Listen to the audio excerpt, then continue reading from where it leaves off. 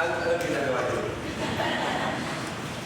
Before we begin, we do have a few announcements regarding some developments in our city. I know that some of you saw the videos. Insofar as our church tonight, yung ating pong service tonight, because of the curfew that has been installed by the cities, we will only have the services for the evenings online. So it will be on the regular time, and we'll start probably at 6 o'clock, and that will begin tonight, okay? So far as morning services are concerned, ay tuloy po tayo sa ating morning services until such time that we are told that we can no longer pag tumaas po ang cases na ganito, then you just wait for the announcements, but we will remain online. We've always had a strong online presence, so so stay with us there, okay? Problema lang yung offering nyo, hindi pwede ibigay online. Actually, pwede naman eh, no? Pwede po, maging tapat po tayo kasi tuloy pa po ang ating mga duties sa government. Sana kung malayain nila yung sa Amerika o sa Italy, no? Sinuspend lahat ng mga babayarin. No? Mga nakabaon sa utang ng credit card dito, magagamit ko sana yan. No? Eh, tulad namin, no? Wala, hindi namin naisip yun. But our duties as a church legally maintained, so I expect you to be faithful to the Lord. Kung wala kayong online, drop off yung offering sa church para masaya si Ate Luz. Okay? But yes, our evening service will begin online tonight. Also, yung impact, yung youth natin will not be meeting kasi po after ito dahil this curfew starts at 8 o'clock. Tama ba? Starts at 8 o'clock. Do that. Pray for all of our churches kasi po hindi naman yung iba. Yung satellites natin, yes, but some of our satellites, natin yung mga bata na satellite natin, wala po silang access to internet. Lalo po yung ating mga churches in the provinces. Obviously, ay mahirap po mag-live stream para sa ng bundok o nasa ng lugar. Neither do they have the technology. So, pag-pray po natin sila, ito po kanilang asal, kaya kung active tayo, lalo na sa social media, because nagiging guidance po ito sa ating mga tao. No? So if you see the church stream, i-share niyo po. No, you don't expect people, ay pupunta yan kay pastor, or pupunta yan sa IBC page. If you have a Facebook page, i-share niyo sa wall niyo para mas marami. One thing is for sure, that Jesus is popular all over the world today. Amen? No? And that is statistically proven, by the way. When nagkaroon 9/11, tumaas ang church attendance. No? Dahil yung Amerika nag-iba eh. Nung panahon ng World War II, Vietnam War, Korean War, anytime there's any kind of peligro na nangyayari, church attendance goes high. And now online, people don't have anything to do. They're stuck in the house, and they don't know what they're doing. Sabi nga ng presidente, bumisita ka sa matulad ng bahay mo. Hindi mo man nadalaw. Eh, basta akin, nadalaw na natin lahat. No? Di ba? Pati siya ng kapitbahay, nadalaw na rin eh. Nakapitbahay ka na. So, naisip ko tuloy, what would my dad do during this time? I know what he would do, and the Lord is providing us opportunities to do that. So, hintayin nila, okay? But, we have to be faithful as a church, and we have to be faithful as church members, and we have to seek the Lord what He wants us to do. Hindi po tayo bilang simbahan na sa pwedeng sabihin natin, unahan ko na sabihin, kasi medyo nagigigil ako eh, no? Hindi natin pwedeng sabihin bilang simbahan na tayo magtatago na lang sa likod ng camera. Okay? Naintindihan ko po na mag-iingat tayo. Gets ko yun. Nakita niyo naman, gumawa ako commercial parang sa inyo. Diba? Hindi ako maglalagay ng mahahabang guidelines sa Facebook. Yan. Kasi alam ko yung style nyo eh. Hindi din naman babasa akin eh. Oo, tamad kayo eh, di ba? Pero pag merong kumakanta-kanta, kumakanta doon, pakikinggan nyo, di ba? O kaya ang dami nyo yung umaga eh, dahil doon, okay? So, okay. Pero huwag na kayo umasa gumawa ko ng maraming gano'n, ha? Kasi libre yun, matrabaho ka. But, you know, we as a church have to find out, as a body of Christ, have to find out what we are supposed to do and how we're supposed to respond during this time. I don't think it's God's will for the church or for the Christians to just stay inside the house and hide. Una, let's be responsible. Ha? Huwag niyo ubusin lahat ng alcohol. Kulit niyo eh. Okay? Huwag na. Una, kung nasa loob ka ng bahay, magagawin mo sa 3 tabong alcohol. You're in the house. 3 lang kayo doon. Iba sa inyo, mag-isa lang. Ano, ayaw mo hawain yung sarili mo? Okay? Alright? Don't do that. Don't panic buy. Kawawa naman yung mga tao hindi na kaya mag-panic buy. Paano mo yung ref mo ganyan na kalaki? So yung binili mo, 3 days later, sira na yan. Okay? Gusto nilang matipid. Ito, sasabihin ko talaga, may secret dyan. Matipid para hindi kayo mag-panic buying. Maubos ang pera nyo. Otherwise, tapos na itong warranty na ito, nakatambak pa na lahat ng pinagay mo. Anong gagawin mo? Sa 10 litro alcohol, sa May, pakilift yan. Iinumin mo. Okay? Meron akong technique na nag-work back sa akin. Mag-fasting. Pag naka-fasting kayo, isang beses ka lang kumakain every 2 days, so ang problema, tapos tayo. Ang tipid. Oh, di ba? Tapos si Pastor Paul, maraming pera kanya. Di ba kami ng Syria? Lang, suggestion lang po. So let's look at, you know what's really interesting is this. If you remember last Sunday, you actually preached, I cut short. I cut it short. And quite honestly, I didn't really know, anong gagawa dito. Pero I cut it short, and then the Lord just led me to cut it short kasi tapos na yung usapan. And so I chose not to look at my sermon for today, na continuation ng point number 2, nung preaching ko nung Sunday, chose not to look at it until siguro mga about 2-3 days ago. And I had forgotten what the next point was. Okay, tapos na siya, matagal na po siya, magdala ko. So I forgotten, and about 2 or 3 days ago, guess what the title of the message is today? It's still listening to God in the midst of a noisy world, the noise of discomfort. Sabi the Lord, ayos ka rin eh. Pati yung sermon ko, pinakikialaman mo. Okay? If that's the first part, the noise of supplication, let's go now to James chapter 1, verse 2, and then we'll proceed from there. I have it flashed behind me. It says here, dear brothers and sisters, when troubles come your way, consider it an opportunity for great joy. Opportunity daw. So opportunity pala to. Kaya kung sinasabi ko, tama Kristiyano, maging blessing tayo sa ibang tao. I-text yung mga kaibigan na ako mo sa bahay. At sabi mo, pinagpe-pray kita, kahit masamang tao ka. Sana pag ginawa ka ng Lord mamaya, sa langit ka pupunta, masarap mag-witness na yun. Gayahin po natin yung mga Kristiyano sa Wuhan. Di ba ka nag-witness sa kanin na ka-megaphone? Simpo sa China, dikit-dikit talaga bahay doon. Nung nag-preach po ako sa China a few years ago, nagme-meditate ako eh. Nagme-meditate ako. Binuksan ko yung pintuan, dikit-dikit talaga yung mga apartment.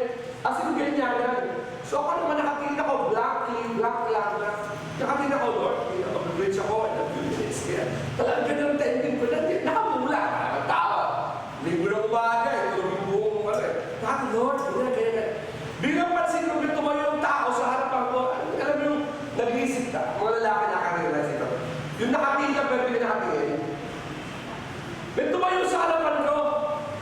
Lord, ganyan. Pinag-play mo ba yung tao? Baka yung tao yan. Mag-church yan. Ganyan. Nag-inak. Babaw, gising. Baka mag-church. And so, Lord, I begin to pray, close my eyes, and I begin to pray. Aba, pag-ulat ang mata ko yung tao na ang damit. Sabi ko, alam mo talaga kasi sa lugar na stuck kayo, hindi kayo makagalaw. Kasi pag gumalaw ka, baka makita ka. Pastor, kasi nakulo ako sa China, di ba? Pastor, naboboso. Yung gano'n. Sabi ko, paano ko yung dito? Dahan-dahan ko. Dahan-dahan ako. Tapos dahan-dahan ako. Yung ko. Kasi kami hindi yung makadikit-dikit. Pag-pray natin yung mga kasama natin sa buhay. Huwag tayo magtago sa mga isang lugar, sa lahat ng bato, na pray for them. This is a time when people are open to the gospel. Don't just say, oh, my church kami, mag-live stream kami. Bam! Come on now. Not like that. Not like that. I read an article this morning na yung unang team of doctors na nag-treat ng patients sa Wuhan, nung medyo okay na sila, at some of them medyo okay na ngayon, are not going to Italy. Wow! Imagine that. Nakalusot sila dito. Pupunta sila sa second largest group para mag-minister. Wow! Diba? Anong ginagawa natin ng mga tao? Kabalo ng pastor. Hindi po ako nagyayabang, pero mga kapatid, huwag naman gano'n. May live stream kami, huwag na kayo. Come on, man. We gotta do more than that. We gotta do more than that. Just like James says, consider it an opportunity for great joy. For you know that when your faith is tested, your endurance has a chance to grow. Notice he did not say, your faith has a chance to grow. Magkaiba. Don't read too fast. When your faith is tested, your endurance has a chance to grow. So, let it grow. For when your endurance is fully developed, not your faith. For your endurance is fully developed. Sa King James patience, sa tawag dyan. Develop, you will be, and what's the word? Perfect and complete. I'll explain to you what perfect means. I'm not saying, Pastor, hindi natin kaya. Kasi nobody's perfect. I get that, and you're wrong. When you say something else. You will be perfect and complete, needing nothing. If you need wisdom, ask from the generous God, and He will give it to you. He will not rebuke you for asking.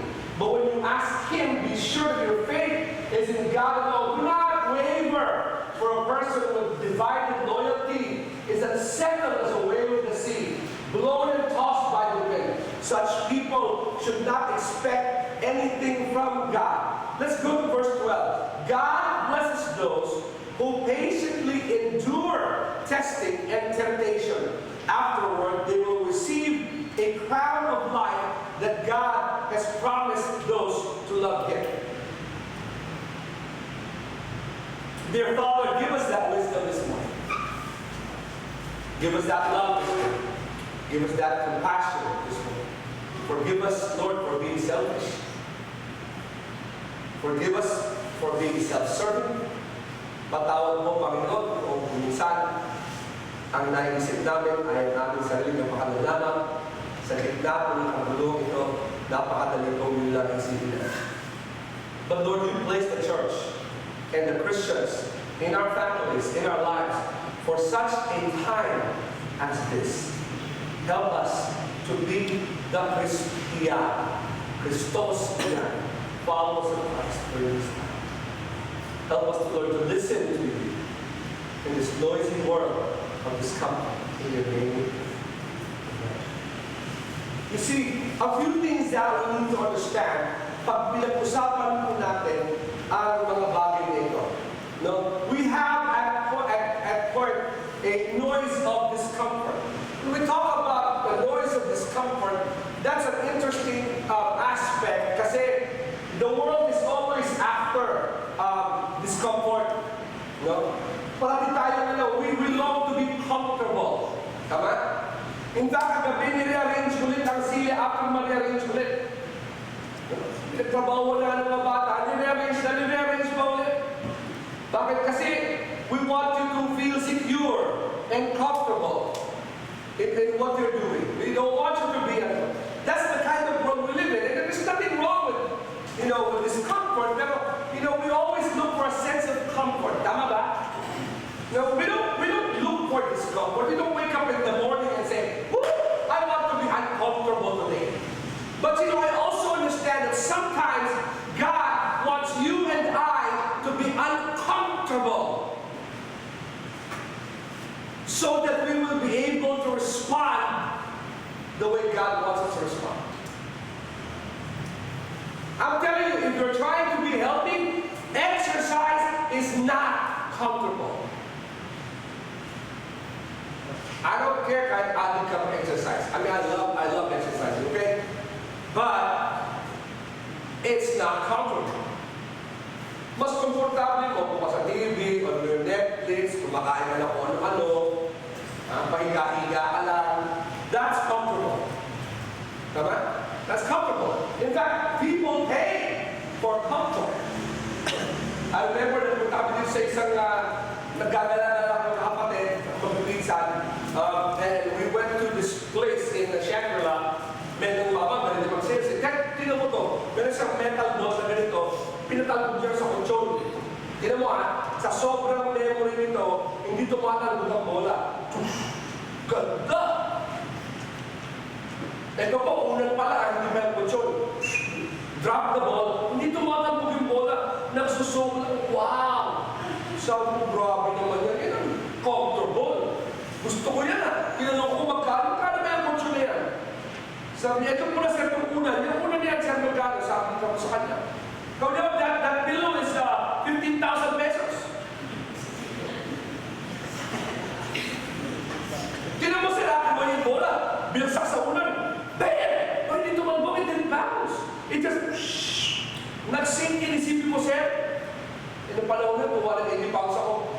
Isipin mo, sir, pag humiga ka dyan, lulubog ka lang. Sa bigger, sa bigat na ito, malululog ako sa kutsyon. Sabi, magkano ulit mo na? 15,000 pesos. Wow! Kinuha ko yung bola. Sabi ko, eto, magkano ko? Yung sinabi ko, yung ate ko, yung asawa ko, yung sa pinsan ko, bigla ako lang yun sa tindahan, ay niyasa sa bakit? Binubuli ako ng mga kasama ko sa tindahan. 15 million yung bola kaya. Kung yung bola, binubuli ko akin lang. Hindi ko yung hospital. But we look for comfort, right? You wear shoes. When you put your shoes on, you're like, okay ito di ba? Ayaw mo yung maganda nga sa itsura, pag sino mo para sinako na naman. You don't want that. You want to be comfortable. You want to put yourself in a place where you're comfortable. We have an innate desire to always be comfortable. Di ba? So that's why we can't function without being comfortable. Ang baby, ganun no? Makaramdam ng buntong, makaramdam ng lamig, makaramdam ng loneliness, always crying. Babies are desiring to be comfortable. Right? I remember this average baby, pinanganak po yan less than 1 kilo, 800 grams. Literally, napakalinda. By the time, 3 months po yan, 5 months, pinanganak siya, 3 months yan sa loob ng hospital. By the time we brought him home, he's still small. Tapos meron siyang iyak. Tapos pag umiyak siya, naging asul yung buong katawan niya. Semi-transparent yung katawan. Nakita yung mga ugat. Sobrang nipis na pala. And he would cry from like 2 o'clock until 4 o'clock in the morning, non-stop. Nung ginawa ng pareho ng buwisit, siya yun. Alam mo yun, mahal ng anak ko, pero bigger, pwede mo takpa ng ugan to. Sa napakalit na bata, napakalakas umiyak, grabe. Tapos sabi pa ng lola ng asawa ko, bayaan mo umiyak, help niya sa baga. Sabi mo, help niya sa baga niya, sakit naman sa utak ko. So I would lay in bed, and para makapapay niya sa asawa ko, I would sit down on the floor, my wife is on the bed, and I put pillows under me. Meron siyang lift-down detector. Ano yung lift-down detector yung anak ko? Pag lift down,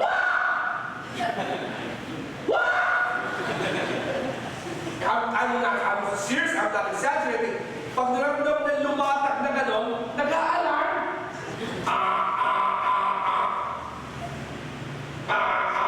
Wow, grabe. Lord, nakasubo ang batang ito. As in. So, ginawa din. I put pillows all around me and more pillows underneath so that pwede siyang ilagay doon. They will tell my mom, okay babe, matulog ka na. Kasi hindi na bababa yung kamay ko. Kahit bumaba, he would be in my arms and he would sleep until I don't know kung gano'ng katagal. Right? Until we learn that. Why? Because he wants to be comfortable. We're all born with a desire to be comfortable. There's nothing wrong with wanting to be comfortable. Walang kasalanan sa desire natin na maging comfortable tayo. There's no issue with that. Neither do I have an issue with that. The problem is this. The problem is when we judge right and wrong experiences on our level of comfort.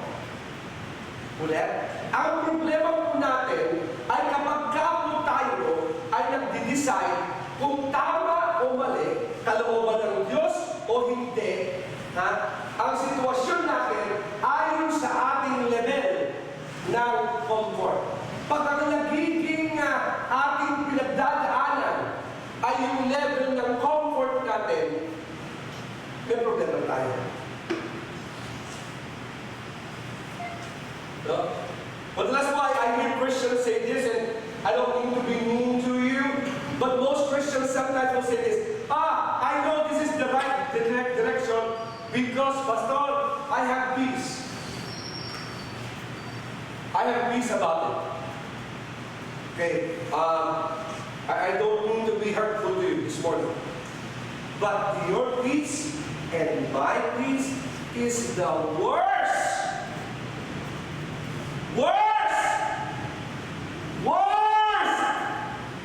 gauge for God's will. Why? Because our desire is to always be comfortable.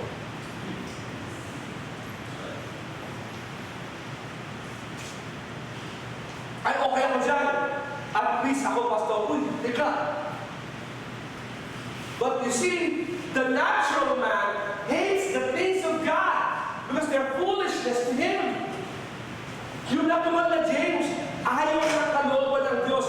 Malabang kung pag may gusto tayong gawin, pag sobrang decided na tayo tungkol sa isang bagay, malabang yan, labas sa kalooban ng Panginoon. That's the natural normal thing. Unless you are in a state of complete obedience to God, at that time, there's a great likelihood it's not God's will.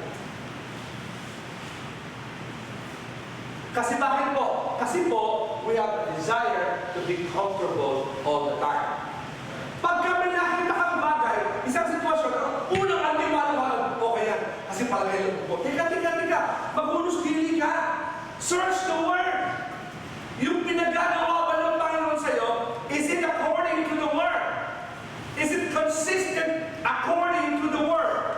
You see, heaven and earth will pass away, but the Word of God will never pass away.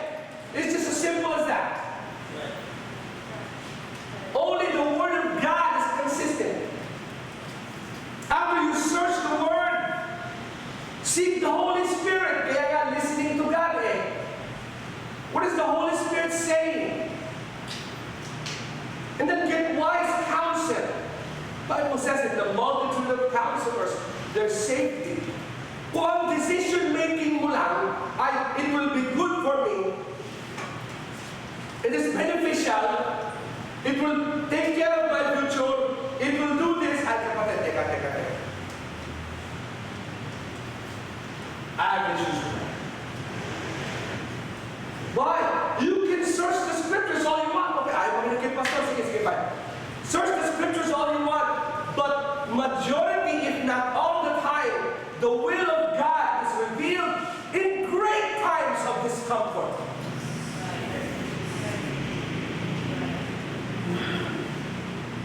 Kailan ba nagsulat si Apostle Paul ng lahat ng kanyang sinulat? Hindi ba't kadalasan nakakulong? Kailan narinig ni Jonah ang kalooban ng Diyos? Di ba nasa loob ng whale? Tama ba? Kailan ginamit ng Diyos si Elijah? Hindi ba nung papatayin siya? Tama? Kailan ba si Peter ginamit ng Panginoon? Di ba when his life is threatened? Tama ba? Tama? Tama lang. Okay. Pastor Bible character yun. Alam ka na iba. Okay, kailan sinulat ng kapatid ko, si Florence, yung kanyang libro? That's been an encouragement to so many people. Hindi ba? Nung nag-aagal buhay siya, hospital. Kailan si Noah ginamit ng Panginoon? Hindi ba? Nung babagyo. Okay, let's reverse the issue. Kailan si Noah na-disqualified? Nung lasing.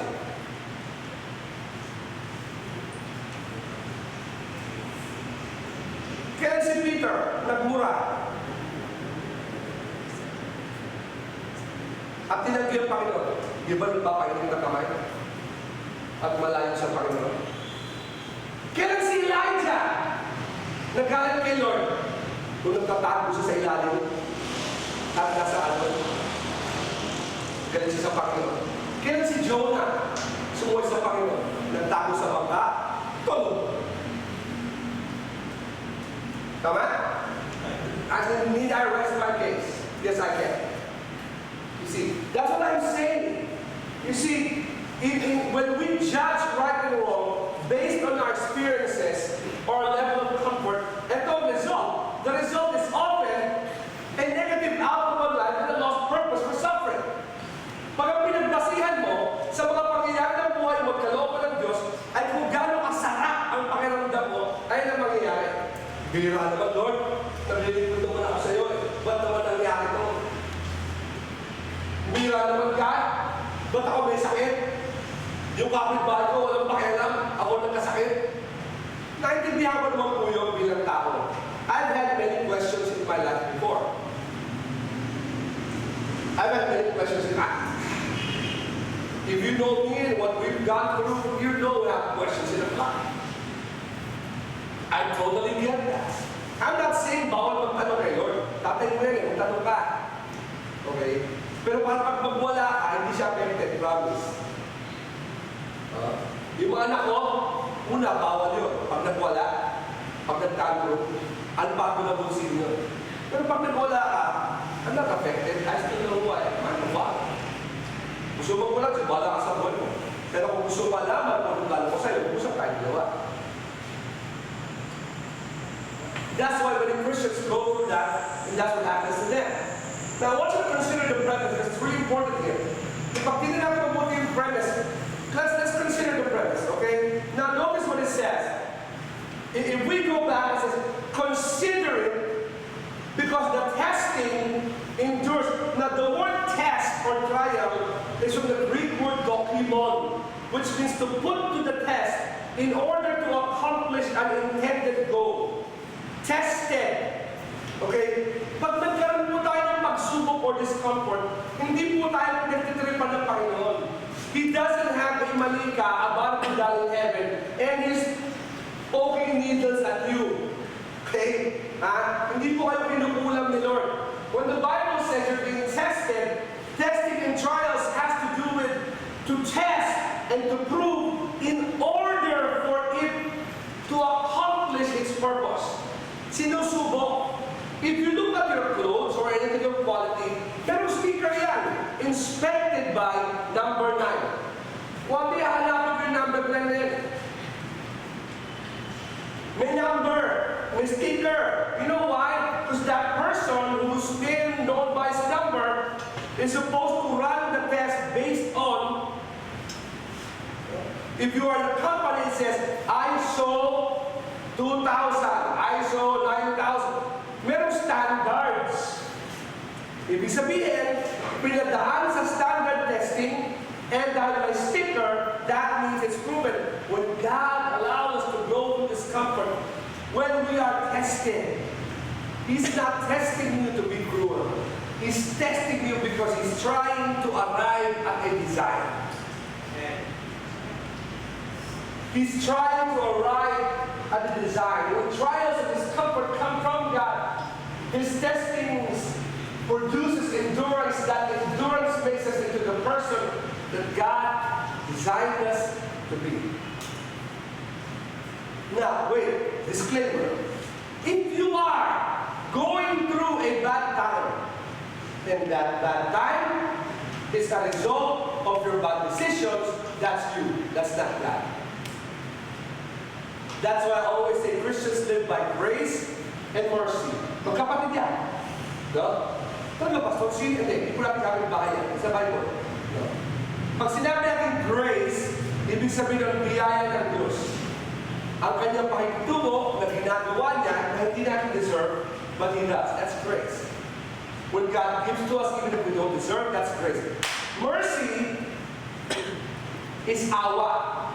It's similar when God gives to us what we don't deserve. Pastor, pareho yung said, no. For example, grace. Sino rito, when you wake up this morning, huminga kayo.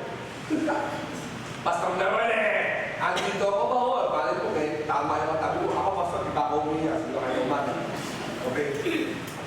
Kahit gano'n tayo kasama kahapon, nung gumising ka, you took a breath and you were alive, that's grace. Sino mo yun?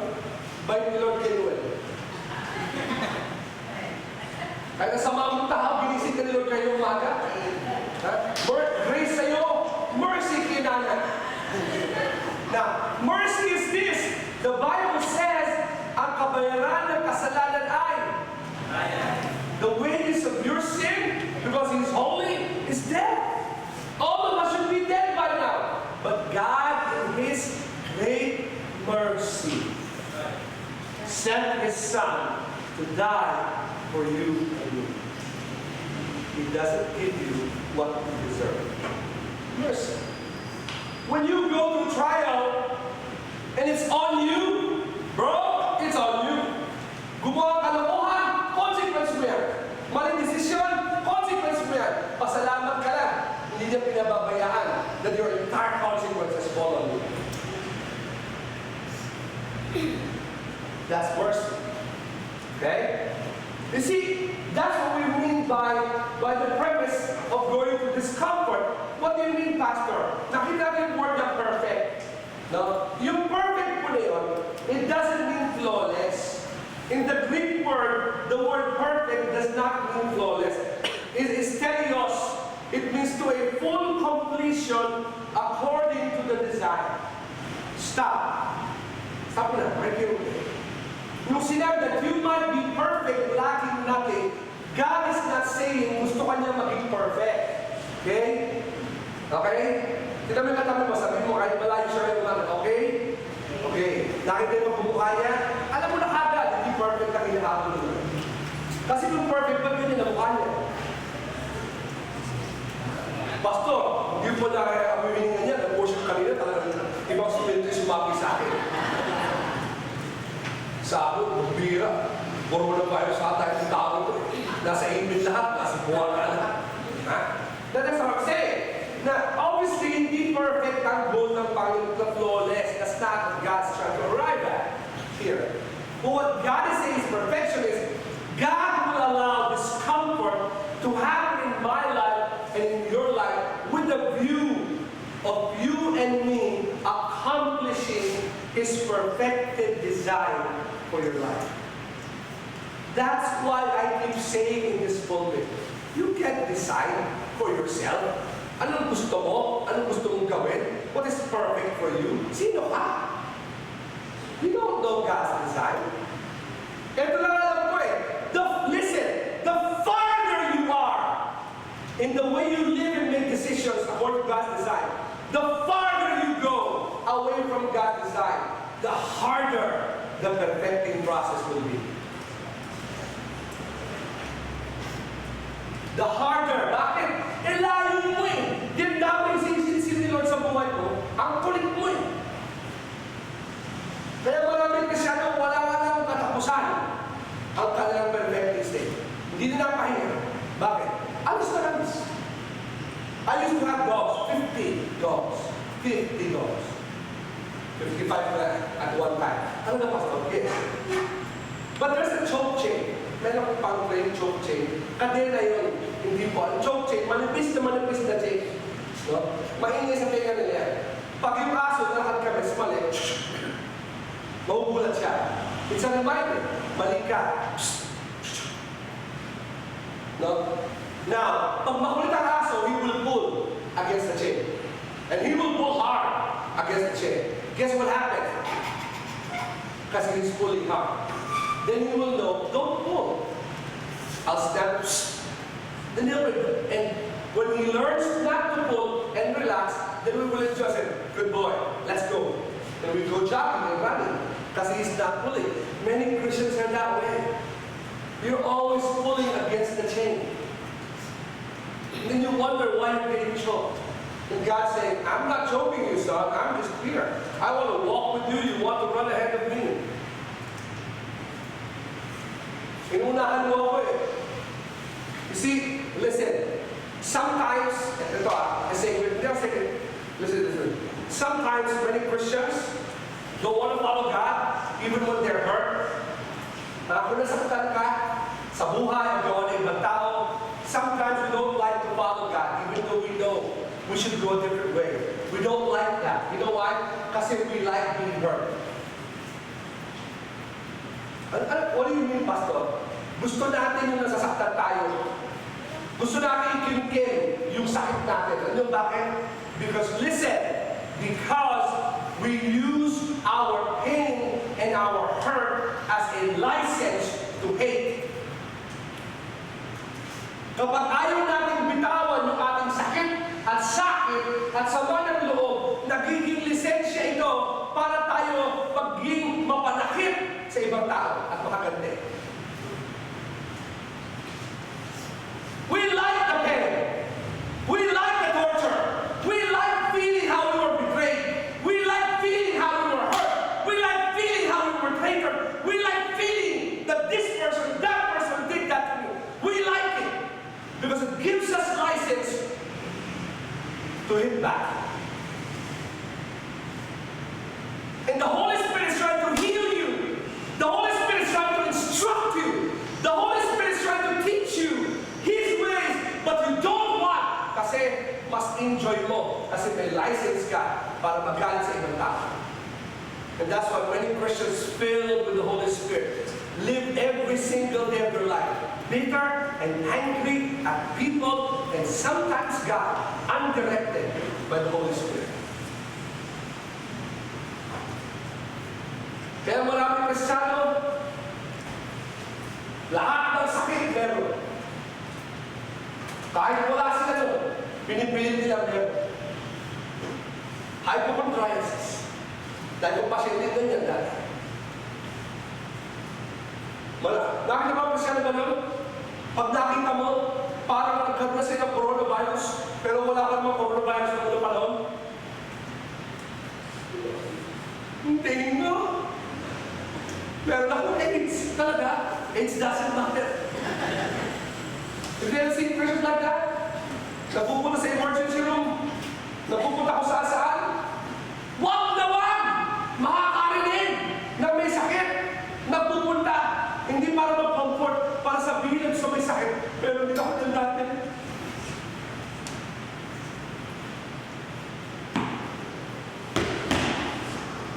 Ganyan kayo kayo dadaan sa mga may sakit marami nga. Kasi baka mapakamatay. Nasabihin mo may coronavirus speaker ako, ganyan pala, mamamatay na lang ako ngayon pala. Ito na ito, Christian pa yan. I'm serious as a heart attack. Some Christians don't hear the guidance of God, don't hear the work of God, because we're too busy with these things, you see. Well, Pastor, if that's the case, what should I do? Anong dapat kong gawin? Let me lead you to some conclusions, okay? It's only two. One is this, that God is the only one who can define the true purpose of your discomfort. Listen. Notice what James said. Consider it. It implies that you choose to look at it as a source of God's work in you. Ang layunin lang ng Diyos ang makapagbibigay ng tunay na ginhawa sa atin. Listen, folks, we may all be affected by this disease. Okay? Bakit? Ang buong bansa, ang karamihan ng mundo, whether you like it or not, is affected by the disease. Some of you are losing a lot of money in your jobs. Tama ba? Hindi ako makapagpagupit eh. Baka pag natapos ito, lower na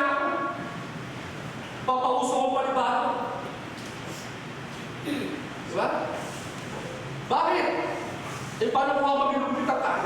Ako po ang pinaka-least hypochondriac na tao sa buong buhay ko. Sometimes masyado ako reckless. Napapagaling ko yung asawa ko. You know, sobrang kawalang pakialaman ko pag alam ko yung tamang gawin. Kung isa kaya wala akong pakialam. Yung gano'n. Pero naisip ko lang kasi, nung napapagulog ka, parang gano'n.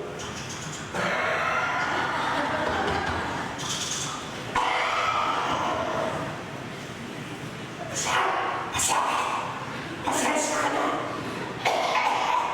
Naubusan ng test kit.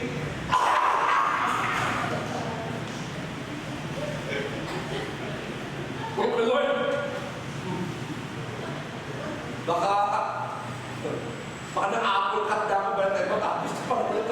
Parang na akong Beatles, ito na tinatapos ko. That's how I'm saying. All of us are affected with it. Some of you are not going to get paid.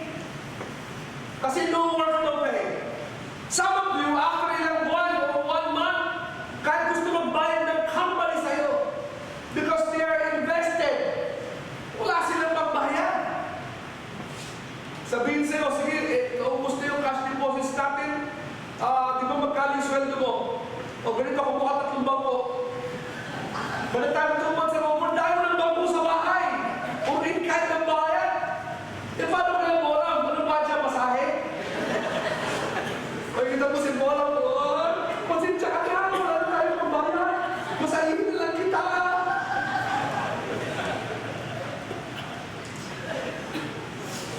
I'm telling you, you're going to get affected. You go to the store. People are panic buying. You have money, you have nothing to buy. Kasi yung kapitbahay mo,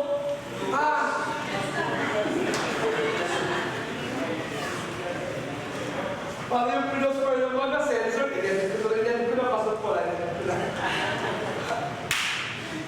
Diba? Nagpatik ng doktor, Dok, ano po ba? Sagot ko, positive ka. Ba't kaya ganun pa to? Kasi yung visit na kapitbahay, bilang ang doon.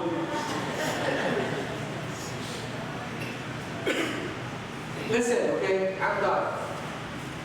Lahat tayo, all of us are affected all over the world. Whether in one way or another. But I guarantee, please listen, but I guarantee you, with everything that's happening in the world today, coronavirus or not, lahat tayo or not, God has a specific message for each one. So, ang totoong question is this. God, if all of us are affected, that means your message for Pastor James is different for me. And the worst mistake you will make today is to go through discomfort and miss what God is trying to say. Many of you here, God has locked you up in your house with your children. Maybe God's message for you today, it's time to build your relationships with your children. Kasi masyado kang busy trying to plan for your future. You're killing them in the present.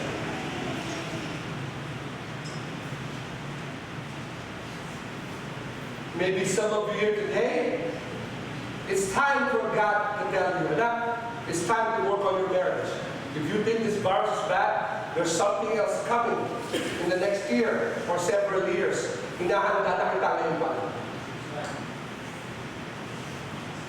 I stand before you this morning here today, sure of what I'm saying, because of what God has revealed to me back in January when I was in the States. I had no family other than my sister and just me and the Lord.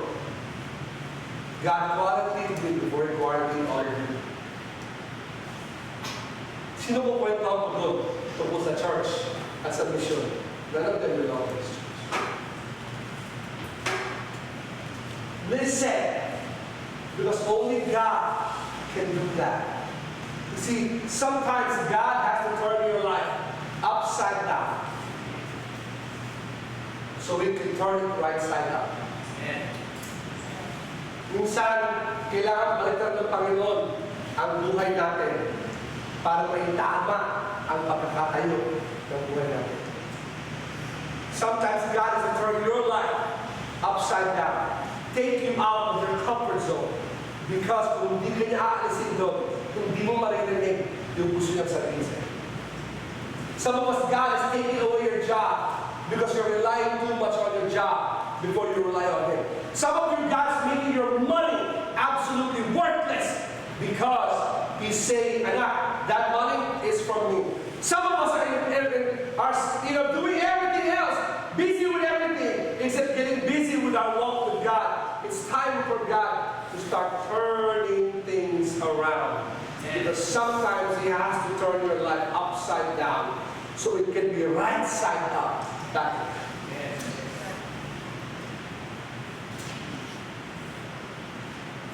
This is what I understand.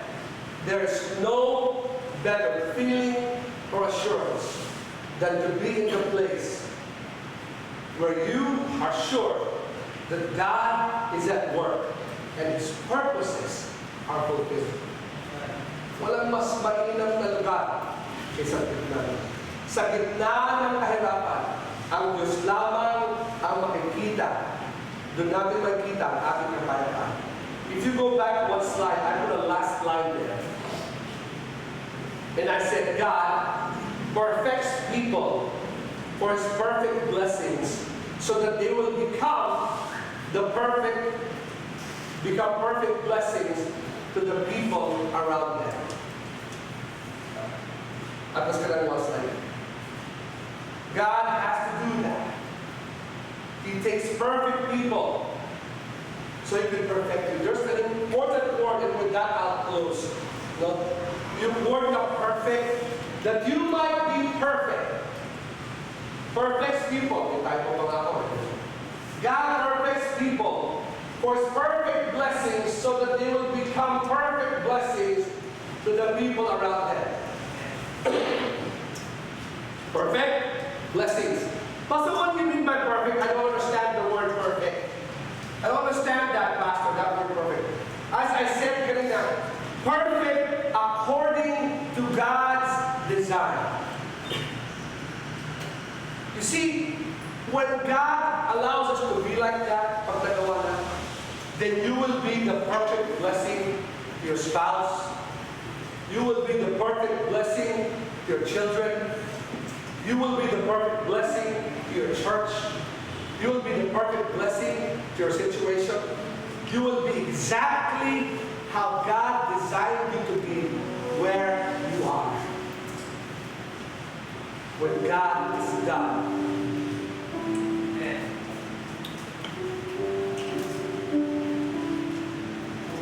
I once heard a preacher say this. When you become tired of God's process, embrace the process. Ano sabi niya, embrace the process? Yakapin mo. Kasi baka alayin mo kasi. The famous missionary and daughter missionary in China, Corrie ten Boom, in her last day said this prayer. Sabi niya, Lord, let me not to hold on to the things of life so tightly, so that it will not hurt so much when you have to pry my fingers off of it. Panginoon, kung pabayaan, kapitan ko na masyadong patihin. Yung mga bagay sa mundo ito na masyadong maitihin. Para po hindi masyadong masakit sa kamay pag tinatanggalin po ang mga daliri ko. And the greatest mistake we'll make today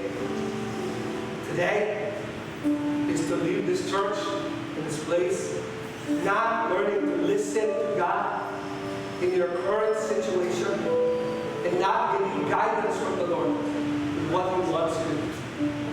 Dear Father, we come before you today.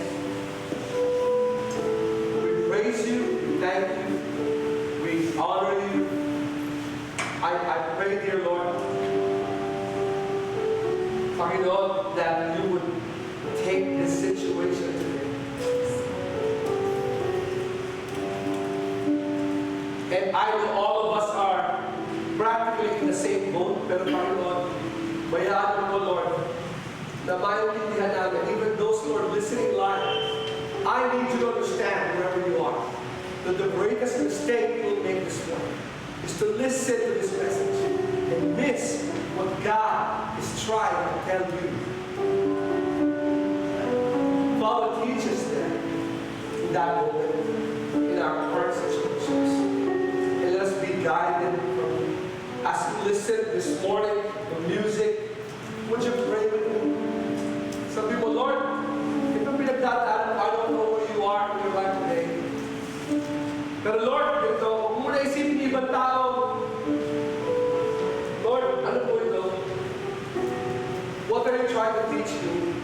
Some of you have so much hatred and bitterness in your heart, and I understand where you come from as a human. But don't you think it's time, rather than to remain bitter, just to seek the Lord? Panginoon, what are you trying to teach me? Maybe there's certain areas God wants to lead you and to guide you. I don't know where you are, but I know God knows exactly where you are. And the beautiful thing is, He knows exactly where He wants to take you. He knows where to take your job, your business, your time, your ability, your talents, your relationships. Alam ng Panginoon mo. And so, dear Father God, we come before you. And we honor you. Take, Lord, this time. Bayaan mo, Panginoon, we will learn to live according to you in the midst of our discomfort. Help us to embrace the process and learn to listen to you. Please, Lord, please, Lord, in your great name,